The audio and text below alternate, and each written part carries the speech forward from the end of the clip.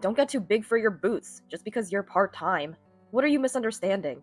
Since being assigned to the subsidiary, I've become the target of an unreasonable employee. They always find a way to get involved and use me to their advantage. Taking advantage of the chronosim at the headquarters, this unreasonable employee does whatever they please. But the moment arrives when their chronocism vanishes, offering me a chance to turn the tables from a disadvantaged position. What happens to the unreasonable employee who finally faces the consequences of his actions? I am Chelsea, 42 years old. With my two kids grown up enough to take care of themselves, I decided to rejoin the company I used to work for. Now I'm an employee at the headquarters. One day, I was assigned by my boss to go to a subsidiary as a trainer. I had experience leading juniors and managing team members, but this was my first time going to a subsidiary, and I was quite nervous.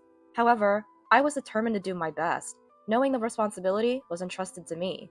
On my first day at the subsidiary, I was shown around, and the place was bustling with activity.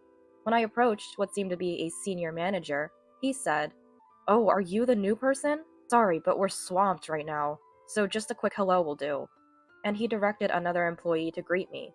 It seemed there was another new person besides me, and we greeted together. "What? No one told me about anyone new coming." But then, a somewhat angry man blurted out.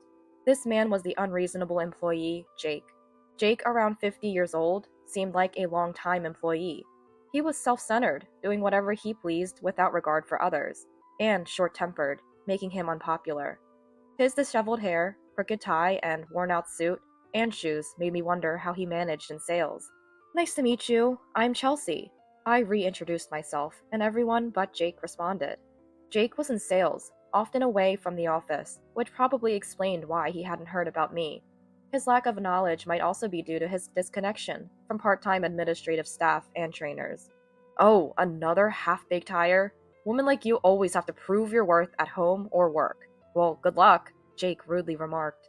Despite the challenging vibe from Jake, I strove to be useful at the subsidiary, working hard every day. When I ran into Jake near the office one day, "You're the new one, right? Can you lend me some change?" he asked. I told him I only had $5, to which he retorted, "What? Why don't you have any change? That's not going to make you popular, you know." "Well, at your age, I guess it doesn't matter anymore. Just lend it to me." Then, without permission, he took the $5 from my wallet and started buying a drink from the vending machine. Instead of returning the change, he casually pocketed it and headed back to the office, apparently keeping the whole amount. Following him to the elevator, he suddenly grabbed my shoulder and pushed me towards the stairs. "No, you're supposed to go that way. Why are you here?" Saying, confused, I asked why. "What? Just do what you're told. If you argue, you'll regret it later." And he replied in a stern tone. He walked away, leaving me bewildered, watching me from a distance. Feeling creeped out, I hurried up the stairs. When I inquired about Jake with other employees, they all seemed uncomfortable. "Oh, Jake? It's better not to get involved with him." It seems others have also been subjected to similar treatment by Jake, enduring harassment for the first year after joining the company. The company itself has taken issue with Jake's behavior, warning him several times. Things are reportedly better now, but I wonder how bad it must have been in the past. Even now, Jake's words and actions often push me to the brink of despair. Why doesn't he stop, even after being cautioned by the company? Apparently, Jake sees his behavior as some sort of initiation rite for joining the company. It baffles me why someone like him is still employed here. As I inquired further, I learned that Jake is acquainted with a board member at the headquarters. In front of the subsidiary's president, Jake acts like a good guy, and any complaints about him are dismissed, seemingly due to chronicism, as other employees have resignedly noted. One day, as I was leaving the office, I bumped into Jake in the parking lot. "Long day, huh?" I said, trying to pass by. Hey, hold on a sec. "What, that's it?" he blurted out, confusing me. "What do you mean, that's it?" As I replied, "No, crossing paths with employees returning home tired. Isn't there something like food or drinks prepared? For a woman, you're not very thoughtful." He said this with a serious face. "Wait, you're married? You have kids?" "Well, at your age, you must have kids, right?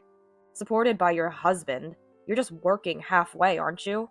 I was becoming increasingly irritated by Jake's unreasonable words. At this age, it's expected to be married. At this age, it's expected to have children. Women working part-time, supported by men? Part-time jobs are also respectable work. What do they think of women managing household chores, childcare, and work? I shouldn't have to be looked down upon by someone with such views. In my mind, reason and instinct were at war. Yet, not wanting to make a scene, "Would you like some coffee?" I asked with a smile. "I can't drink black coffee. The vending machine only has black coffee. Can you believe it? Last time, I had to buy water, but I really prefer sweet drinks." Jake started. "Oh right, you should start picking these up from the convenience store for me from tomorrow," he said, and I was about to object that it wasn't my job. But Jake hurried off to work, saying he was busy. The next day, Jake seemed busy and left the company before the morning assembly. As an outside salesperson, Jake was rarely in the office. When he returned, it was usually after I had left for the day, so I was relieved to have less interaction with him. On a rare day Jake was in the office, I pointed out something that had been bothering me: his unkempt appearance. Whether he was unaware or simply didn't care, either way, it was unacceptable for a salesperson. "Excuse me, that's coming undone," I mentioned subtly. "What? Wearing something worn is a badge of how hard I work. It's intentional.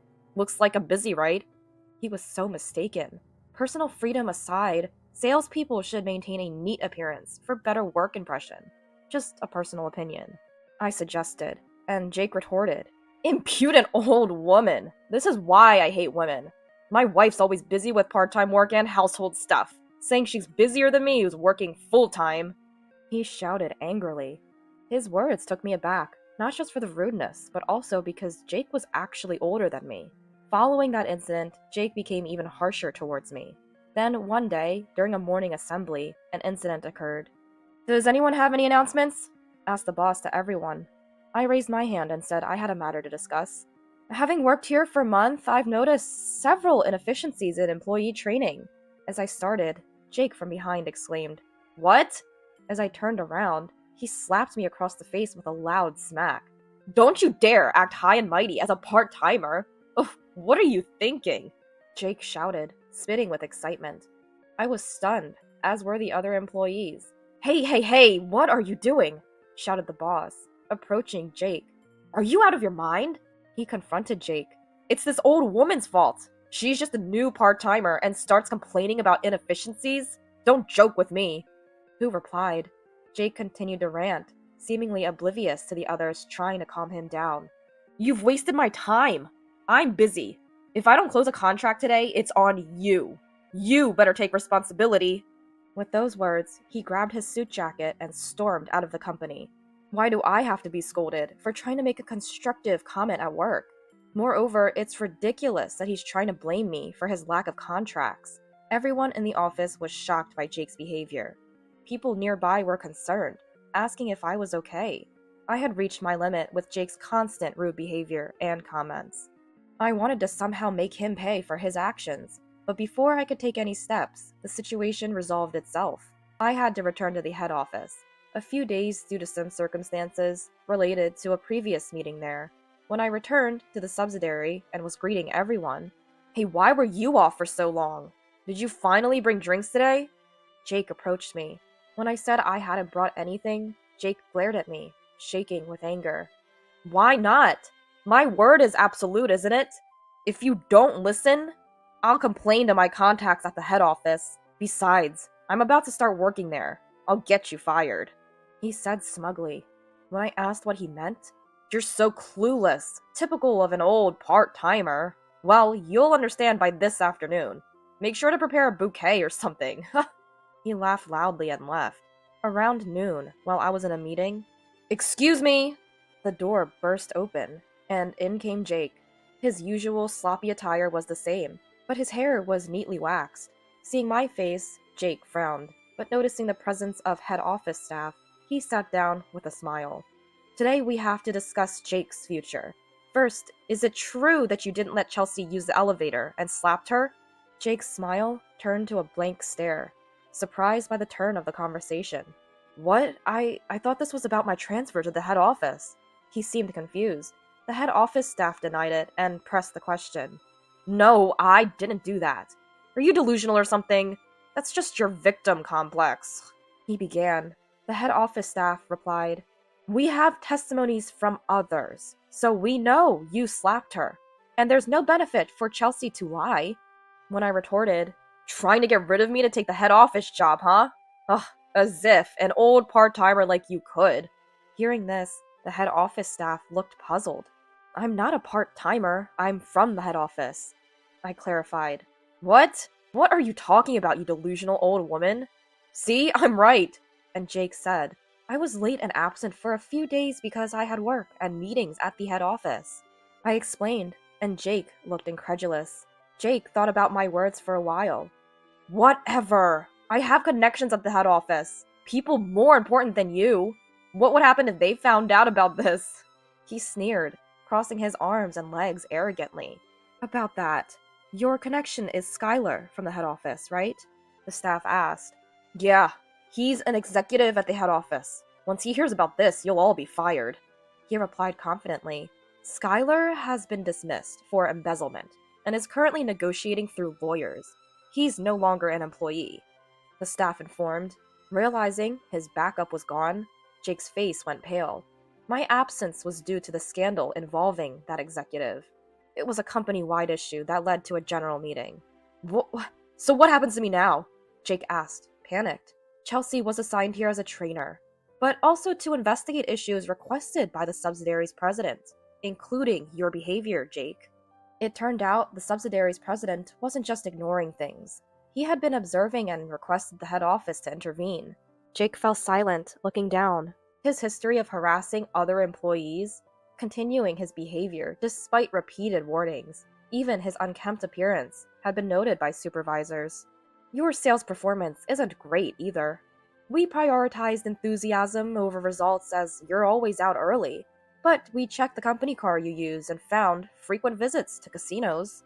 When this was mentioned, Jake looked up and retorted, Shut up! You all didn't say anything before because you knew I had a connection at the head office, right? It was an unspoken agreement, so the past doesn't count. He started to argue. No, that's not correct. There have been 2 warnings in the past, and this is the 3rd, which means termination. It's in the employment rules. This is your 3rd formal warning, but there have been many informal ones. Even without Skylar's embezzlement case, you would have been terminated this time. Jake was speechless. Fine, I apologize for everything. Isn't that enough? I did it all for the good of everyone's training. It's all a misunderstanding. We're all in the same boat. Jake still showed no remorse. You are the one who misunderstood. I would like to say that, but it just doesn't work that way. Even if you thought it was for the best, the outcome was different. Everyone has been telling you that, and you're not in a position to educate others. First, fix your appearance before telling others what to do. After I said that, Jake had nothing more to say. Eventually, due to his incompetence and lack of cooperation, Jake was terminated, with his last day set for a month later. Every day, he just sat in front of the computer, doing nothing, since he had no work to pass on after spending his days at the casino. It must have been his greatest humiliation. During that time, we saw each other daily. When asked if there was anything he could do, maybe you could make coffee for everyone, I suggested. Can you drink coffee? And Jake asked. I can't actually. I can't have anything but tea. But unlike someone, I don't ask others to get it for me. I bring my own, I replied with a smile. A month later, as Jake was leaving after his farewell, Hey Jake! I called out and he turned, probably expecting a bouquet. Looking back with a smile, No, I don't think flowers suit me, he started to say. Please return the $5 you borrowed. I cut him off. He was surprised but quickly took out $5 and handed it to me. If you don't even do household chores or childcare, what's the point of being married? And now, your wife might leave you since you've lost your job. I hope you find your worth. Good luck not getting dumped, I said with a smile, and Jake left the company, trembling. A month later, I heard from a colleague that Jake was seen at a job center, desperately looking for work. Apparently, finding a good job was difficult due to his termination reason. There were rumors that his wife left him, but the truth about someone no longer at the company was hard to verify. After fulfilling my training role for a few months, I returned to the head office. My time at the subsidiary was comfortable and friendly, and it was sad to leave them. But I looked forward to my original role at the head office. Back at the head office, I applied my experience from the subsidiary and reflected that, in a way, the Jake incident was a good learning experience. I can only hope Jake learned something from it too.